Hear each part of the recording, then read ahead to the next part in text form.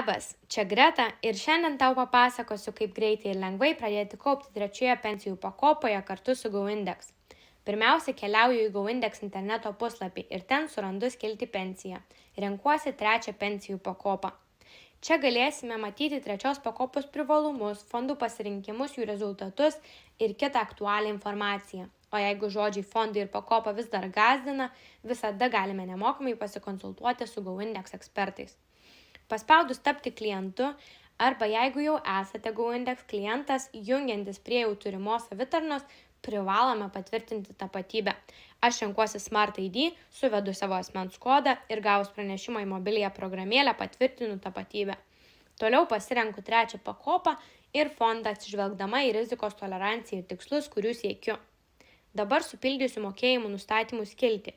Nustatau, kad įmokas mokėsiu aš, tačiau jas gali atlikti ir mano darbdavys ar kitas asmuo, pavyzdžiui, sutuoktinis.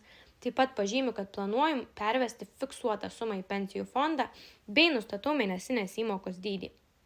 Dabar suvesiu banko sąskaitos numerį ir pasirinksiu mėnesio dieną, kurią bus atliekami mano mokėjimai. Verta paminėti, kad pirmą gautą sąskaitą man reikės pasitvirtinti savo elektroniniam banke. Kitu atveju įmokos į GoIndex pasirinktą fondą nebus pervestos automatiškai. Taip pat primenu, kad visus šiuos pasirinkimus ateityje galima keisti savarankiškai savitarnoje be jokių papildomų sutarties keitimo ar kitų mokesčių. Ekrane matysiu automatiškai suvestus asmeninius duomenis, kuriuos papildysiu suvesdama elektroninio pašto adresą ir mobilųjį telefono numerį.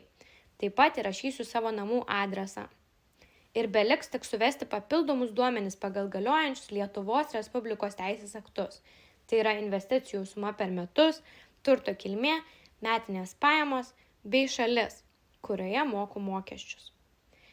Tačiau dar primenu, kad prieš pasirašant sutartį nepamiršiu susipažinti su iki sutartinė informacija, fondo taisyklėmis ir investavimo strategija, taikomais atsiskaitimais ir kita svarbia kaupiančiajam informacija. O jeigu kiltų papildomų klausimų, visada prieš sudarant sutartį galite pasitarti su GoIndex konsultantais. Ir jau galėsiu pasirašyti sutartį taip pat lengvai, pasinaudodama Smart ID ar mobiliuoju parašu. Ir viskas. Sudarėme sutartį, o dabar nieko nelaukus atliksiu ir pirmąjį mokėjimą, kurį žinau, kad reikia atlikti per 90 dienų, nes kitu atveju sutartis neįsigalios ir bus anuliuojama. Sėkmės!